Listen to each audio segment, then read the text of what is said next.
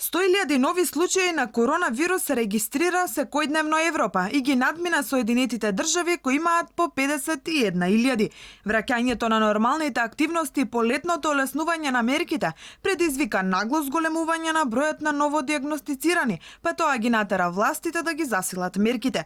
Чешката република премина на учење преку интернет и планира да повика илјадници студенти по медицина за да им помогнат на докторите. Полска ја интензивира обуката на медицински сестри и поставува воени монтажни болници.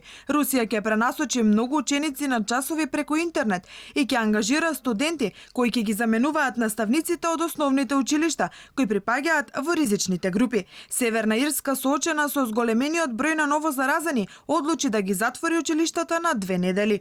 Политичарите во Германија расправаат дали да ги продолжат новогодишните и божикните распусти за да ја смират заразата. Германската канцеларка ги повика граѓаните да покажат дека лекцијата е научена.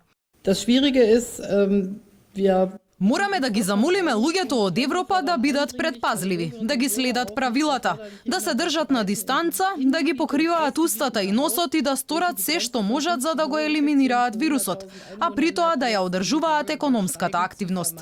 Кафулињата и рестораните веќе добија клуч на вратата во Холандија, а училиштата засега остануваат отворени. Идентична е ситуацијата и во Шпанија. Француската влада вчера прогласи вонредна состојба во јавното здравство, а председателот Емануел Макрон објави дека ќе воведе полициски час во Париз и во другите големи градови од 9 навечер до 6 наутро.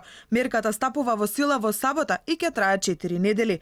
И во Англија приемите во болниците се во пораст, а монтажните болници изградени пролета повторно се подготвуваат. И земјите од регионот преземаат мерки за да го избегнат најцрното сценарио. Хрватските здравствени власти по рекордниот број на новодиагностицирани ги заострија мерките. Носењето маски е задолжително во затворени простории и на јавни места. Кафулињата и рестораните не смеат да работат по полноќ, а бројот на гости во нив е ограничен.